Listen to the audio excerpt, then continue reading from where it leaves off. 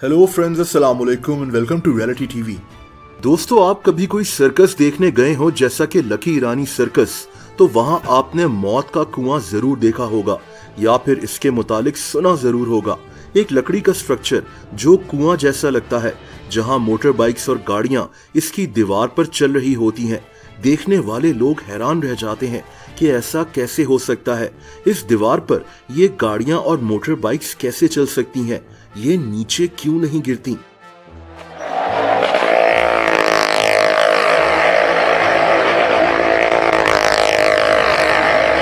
ये स्टंट्स बहुत खतरनाक होते हैं, तभी इसको मौत का कुआं कहते हैं।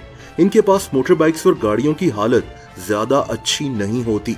इस लकड़ी के कुएं की दीवार भी जगह जगह से टूटी होती है। पता नहीं इनकी इंश्योरेंस भी होती होगी कि नहीं, कि अगर इनको कुछ हो जाए तो इनके बीवी बच्चों को इंश्योरेंस के पैसे मिल जाएं। मेरा बहुत अच्छा अशरफ है। बस इसको देख के दिल बता, हम इकट्ठे सीखे हुए थे, इकट्ठे काम करते थे। बस अल्लाह को प्यारा हो गया जी ये हादसे के अंदर।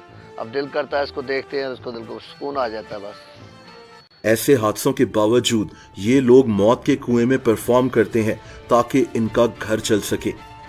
दोस्तों, मौत का कुआं वैसे तो पाकिस्तान और इंडिया में देखा जाता है, लेकिन इसकी शुरुआत अमेरिका से हुई थी। आज से 100 साल पहले अमेरिका के एक इलाके कोनी आइलैंड में मौत का कुआं शुरू हुआ था। इसे वॉल ऑफ डेथ कहते थे, यानी मौत की दीवार। 1911 में पहली दफा कोनी आइलैंड के एक पार्क में ये स्टंट्स शुरू हुए, जिनको देखकर लोग दंग रह गए। दोस्तों, उन दिनों अमेरिका में एक सर्कस बहुत मशहूर था, रॉयल अमेरिकन शोज। ये सर्कस अमेरिका के मुख्तलिफ शहरों में जाकर लगता था। इसी सर्कस में मौत का कुआं भी शुरू हो गया था। लोग दूर दूर से इस हैरत अंगेज मंजर को देखने आते थे। मौत के कुएं में परफॉर्म करने वाले लोग अपनी जान पर खेलकर लोगों को एंटरटेन करते थे। ये लोग कुएं के नीचे से मोटर बाइक्स चलाना शुरू करते थे और फिर कुएं की दीवारों पर बहुत तेज स्पीड में मोटर बाइक्स चला रहे होते थे।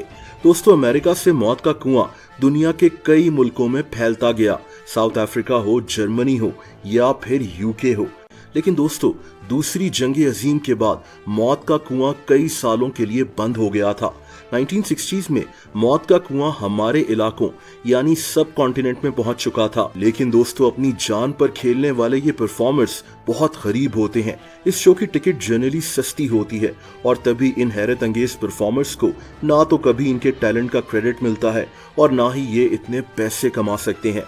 दोस्तों, अब सवाल ये है कि ये लोग एक लकड़ी की टूटी फूटी दीवार पर गाड़ी और मोटर बाइक कैसे चला लेते हैं? ये गिरते क्यों नहीं है? मैं आपको आसान वर्ड्स में एक्सप्लेन करने की कोशिश करता हूँ।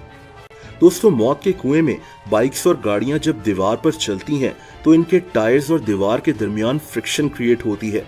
इसी फ्रिक्शनल फोर्स की वजह से इन बाइक्स और गाड़ियों की दीवार में एक ग्रिप बन जाती है और ये नीचे नहीं गिरती। ये गाड़ियां और बाइक्स जितना तेज चलती हैं उतनी ही ज्यादा फ्रिक्शन पैदा होती है और उतनी ही ग्रिप से ये दीवार पर बनी रहती हैं और नीचे नहीं गिरती। यहाँ सेकंड पॉइंट सेंट्रीपिटल फोर्स का है। ये फोर्स किसी भी चीज को एक सर्कल में घूमते रहने में मदद करती है। जैसा कि एक बॉल जो एक स्ट्रिंग के साथ बंधी हुई है, ये बॉल एक सर्कल में घूमती रहती है, इस सर्कल से बाहर नहीं जाती। इसकी वजह सेंट्रीपिटल फोर्स है, जो इस सर्कल के सेंटर से काम कर रही होती है और बॉल को इस सर्कल में घूमते रहने में मदद करती है। इन मोटर बाइक्स और गाड़ियों को एक खास स्पीड भी मेंटेन करके रखनी होती है ताकि फ्रिक्शन और सेंट्रीपिटल फोर्स काम करें और ये दीवार से नीचे ना गिरें। दोस्तों, पाकिस्तान में मौत का कुआं शायद अब आहिस्ता आहिस्ता खत्म हो रहा है। जितनी स्किल्स इन लोगों के पास होती हैं, जिस तरह से ये लोग स्टंट्स करते हैं, इन लोगों को उतनी इज्जत या पैसे नहीं मिलते जितने ये लोग डिजर्व करते हैं।